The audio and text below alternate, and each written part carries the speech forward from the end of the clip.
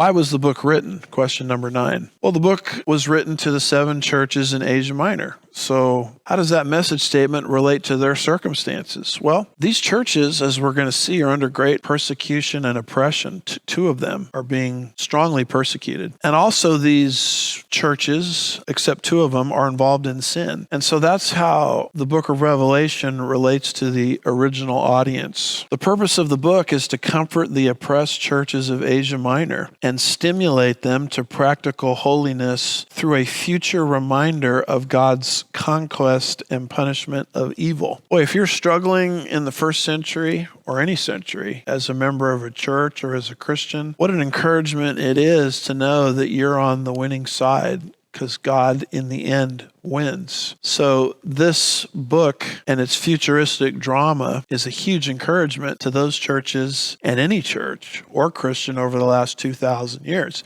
And it also is a logical stimulus to holy living because it shows you that God hates sin. God hates sin so much that Jesus died to fix the sin problem 2,000 years ago.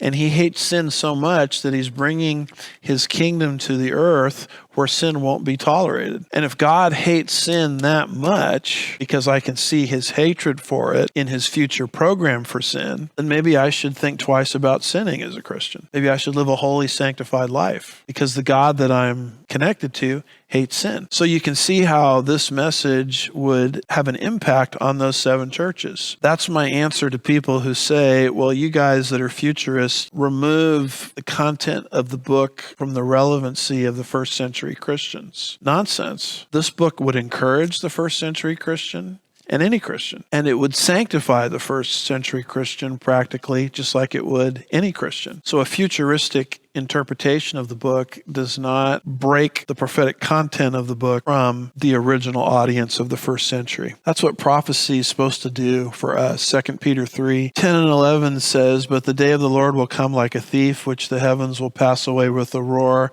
and the elements will be destroyed with intense heat, and the earth and its works will be burned up. Since all these things are to be destroyed in this way, what sort of people ought you to be in holy conduct and godliness?" Notice he talks about a future prophetic event, the dissolving of the current heavens and earth, replacing them with the new heavens and new earth, an event totally future. And then he connects it to our lives now. And he says, what sort of people ought you to be in holy conduct and godliness? That's how a futuristic interpretation of the book still impacts our lives in the present. The preterists are trying to say that, look, unless you make the book fulfilled in the first century, it has no relevance to the immediate audience. Not true. Prophecies yet future still impact us in the present, as Peter is doing here in 2 Peter 3, verses 10 and 11, and that's how to understand the book of Revelation. Yes, its content and fulfillment is primarily future, but it impacts our lives in terms of encouragement and holiness in the nasty now and now. It did that with the 7 churches of Asia Minor, and it does that for any Christian that will heed and read this book.